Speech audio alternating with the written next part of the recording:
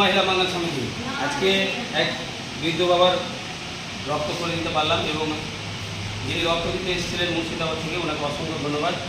আজকে আমরা প্রায় 4 জনের রক্ত করে দিলাম, 103 জনের রক্ত করে দিয়েছি।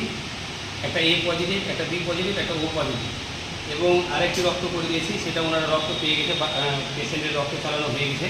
তো যাদের এখন রক্ত চলছে সেটাকে নিয়ে আপনাদের সামনে তুলে ধরার চেষ্টা করছি।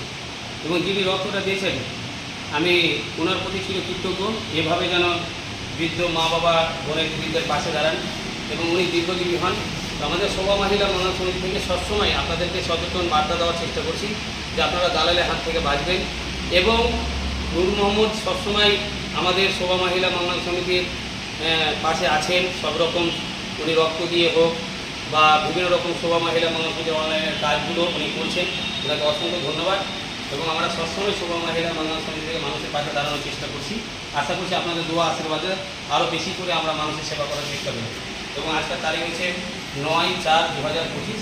আমরা সবসময় মানুষের পাশে আছি এবং থাকবো। আপনারা আমাদের জন্য দোয়া করবেন, প্রার্থনা করবেন যেন এইভাবে মানুষের পাশে থাকবেন।